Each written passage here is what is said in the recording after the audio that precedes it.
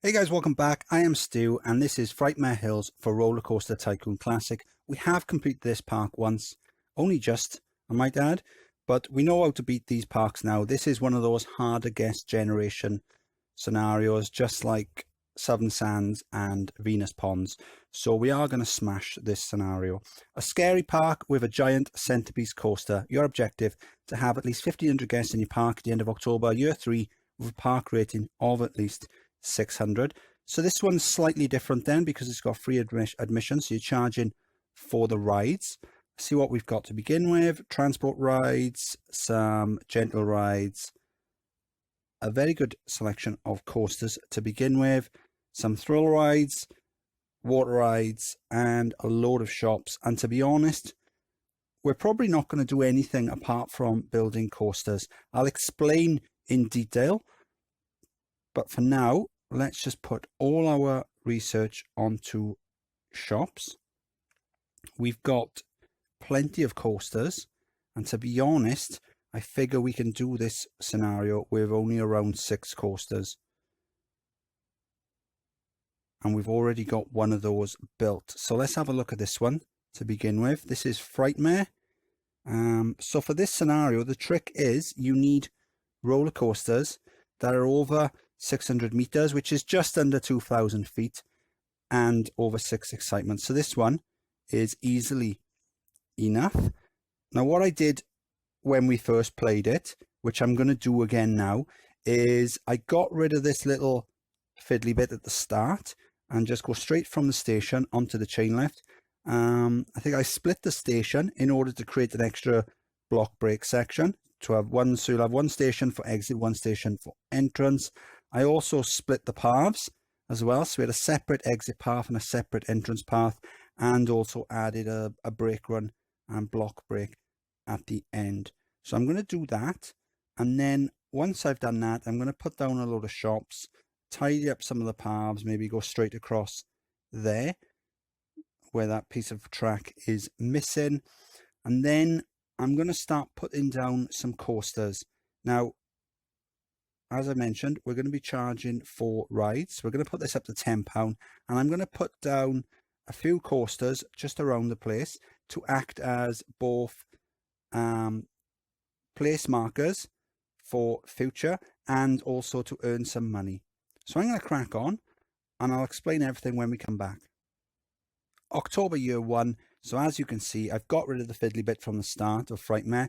I've just gone straight into the chain lift. We've split the station, and I've added a brake run and block break at the end. Tidied up this path, put a load of shops down. We've got umbrellas at £20. It has rained a few times, so that's given us a nice boost. And then again, shops just around the place. I've got a load of toilets down because there are awards that we want to win. And I've got my placeholder coasters. So I've got a looping coaster just here. You don't have to worry about the stats. The stats are decent enough that we can make some good cash with them. Junior coaster just here. I was charging £10 up until around a month or so ago, but then they stopped paying it, so now I've dropped it down to £5. We've got a wild mine ride just here. We've got a compact inverted coaster just here. And then over here, what have we got? We've got the woody coaster here. So all these, they're just down in order to earn us a lot of cash. And then what I'm going to do now is I'm going to go through them one by one and extend them. So I've already got the stations, I've already got the pathing, so that's half the battle one. What I'll do is I'll just extend the tracks. Now we've got tons of cash coming in. And once I've got it over the 2,000 feet or 600 meters, then I'll just crack on to the next one. I do need to get over 6 excitement on all of them. So I've chosen coasters where I think I can get over 6 excitement quite easily. The only one that's going to be any issues is the junior coaster, but I'm sure with a bit of interaction and maybe a little bit of scenery, we can get this over the 6 without any issues at all. Another thing I've got down is I've got them all painted in the garish colours, because there is an award. Let's see if I've won any at the moment. None at the moment, but there is an award for the most dazzling colour scheme. What you need to do is this first one here, that's the track colour, and you need to get them in either the purple, the bright green, the bright orange, or the bright pink. So I will be adding some links in the video details to two brilliant guides written by Deurklink. One is on how guest generation works, and that goes into detail about the harder guest generation mode, and another one is about how to win awards. So we're still unlocking shops. I'm going to drop them down as and when they unlock. We're already eligible for best shops or best food, but the more shops we have, I figure the better it'll be. Another thing I've done is all of the roller coasters apart from Frightmare have got the default station. So this one, I know it's done. It's broken down at the moment, but I know it's done because I've got it on one of the fancy station types. So when I extend this coaster and it's over the 6th, what I'll do is I'll go in and I'll change the station. That way it's a very, very quick and simple visual guide to which ones I've done and which ones I've still got left to do. So I'm going to crack on. I'll probably see you at the end of year 2. October year 2, we've got just over 1,400 guests in the park, so only another 50 to go then. After we last spoke, the guest numbers started to flatline, and that's fairly consistent with the harder guest generation scenarios. What happens is once you get up to around, it's anywhere really between 800 and 1,000 guests, it starts to plateau. And if you carry on putting down rides without knowing what sort of rides to put down, you won't get anywhere. When I first did Southern Sands, I put down around 30 roller coasters and it got me nowhere at all. But once you know what to do, it's fine. It's plain sailing, and we're going to do this probably by the end of October year 2. So when we last spoke then, I had my 6 coasters down. The first one was already done for us, Frightmare, and then I had the other 5 coasters, just quick and simple coasters, just to help us earn a lot of money, because we were going to need a lot of money for extending the coasters. So all I've done then is I've just gone through each coaster one by one, extending them. So the junior coaster, that's over the 600 meters, which is just under 2,000 feet. So that's fine. I had to add a little bit of scenery, but we got there in the end. The Wild Mine, easy one, no problem at all for that. What have we got? The compact coaster. There you go. Fairly straightforward. Got a little cobra roll just in there. This little extra loop there, that's to add a little bit of extra distance, and also to not have it going so fast down into the cobra roll. And then just over here, we've got the looping coaster. So I've changed it now from powered launch into normal continuous circuit. So it comes up, the chain lift, drops down, and then over here, some interactions with the wooden coaster, and then back to the end. So I didn't plan to have the loops like that, but when I was building the wooden coaster, I thought, do you know, it would look quite cool if we had them like that. I mean, just looking at it now, isn't really that cool, but every now and then the coasters do go through it together, and it does look quite cool. Unfortunately, now isn't the time where it's doing it. Otherwise, that would have been great timing. But so yeah, we've got 6 coasters now with over 6 excitement and over 600 meters in length. So what that does then is that helps the guests come in, because if you haven't got those, then the guest bonus won't increase for the harder guest generation. So we've got over the 1,500 guests. So as things stand, we will pass the scenario, and that's just on the guests coming in as normal. We're also eligible for several different awards. So if we win any awards, the amount of guests coming into the park will get a boost, and it'll be fairly easy. The only issue we're going to have, looking at the pathing, is overcrowding. So as you can see, there's over 100 guests complaining about being too crowded. So the easiest thing to do would be to build a high capacity ride. So I don't want to build any more coasters. Well, there's a splash boat there. So if the worst comes to the worst, I can put a splash boat down, and that'll take a lot of guests off the paths. But I'd rather not do that unless I have to, because I think it would be better if we can complete the scenario with just the 6 coasters, no flat rides, no other rides. But we'll see how it goes. A lot can happen in the next year. We haven't got to worry about money, so we can reduce prices down if we need to. Oh, there you go. We've won an award. So the guests are now going to start coming in a bit more. We probably don't want that though, because that's going to give us more overcrowding.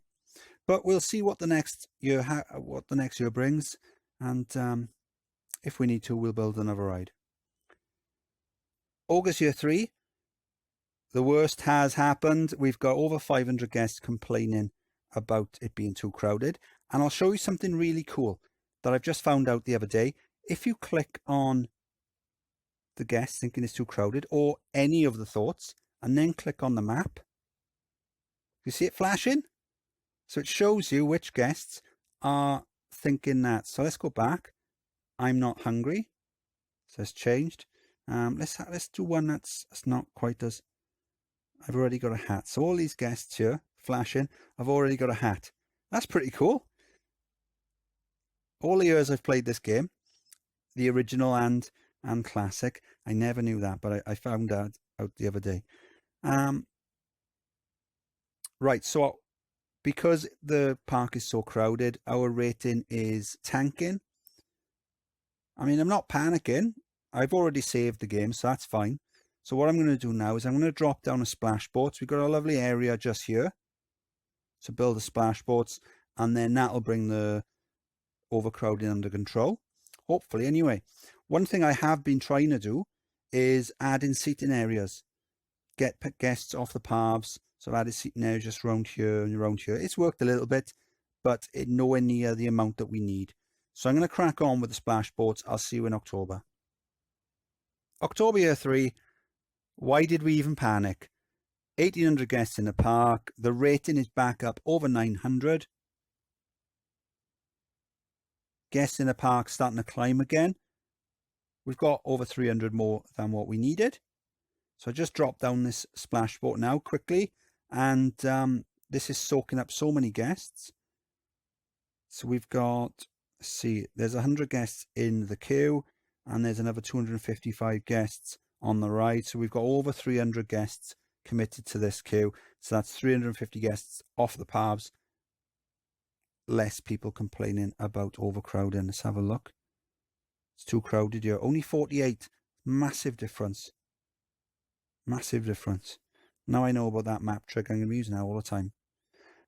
Yeah, so we've done this scenario before, and to be honest, I'm not really sure how I managed to pass it, because it has got harder guest generation enabled, and we struggled on Southern Sands and Venus Ponds when we played those ones. We had to advertise on those the first times, but now we know how to beat them. We can beat them quite easily without advertising.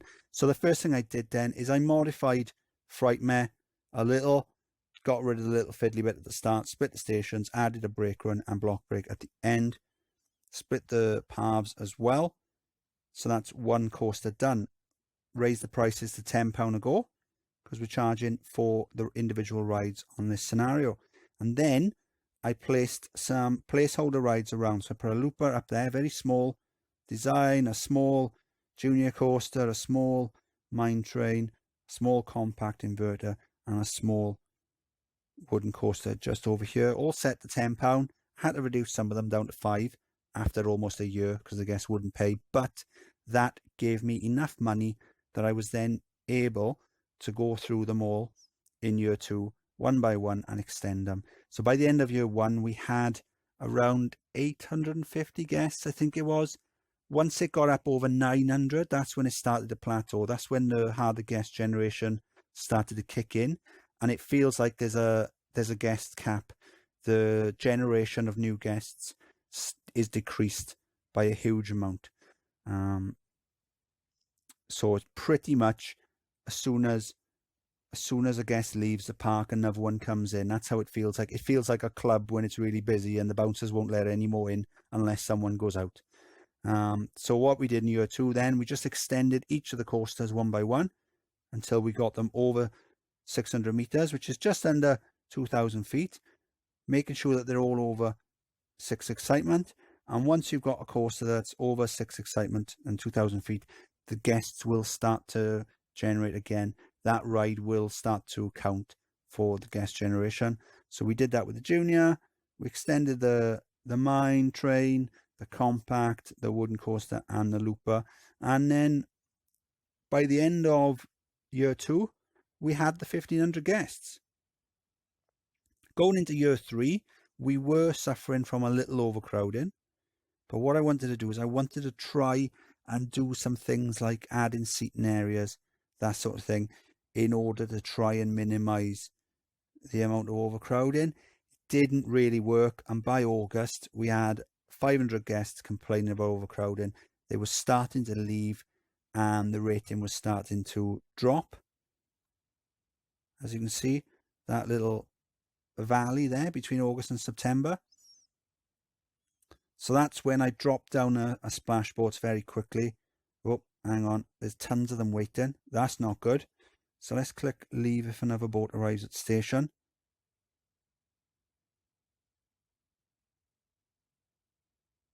I don't want them complaining. I want to get off splash boats. That's okay, they're fine. There you go, 27th of October. So we dropped down the splash boats quickly, and then that soaked up a couple of hundred guests. I think we worked it out. I think we looked at it. It was like 100 in the queue and about 250 on the ride. We can see now, actually. 72 in the queue, almost 400 on the ride. That's because most of them are stuck waiting to get off. That's fine now. That's fine. So we've got almost 2,000 guests. Wow. So we've hammered this scenario. Absolutely hammered it. First time I played it, I had coasters going everywhere. I think I was going for like some sort of horror movie theme.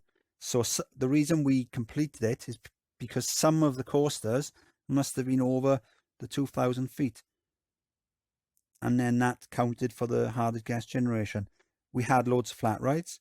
Now something I usually do is put down loads and loads of very small efficient coasters. That doesn't work on a park like this.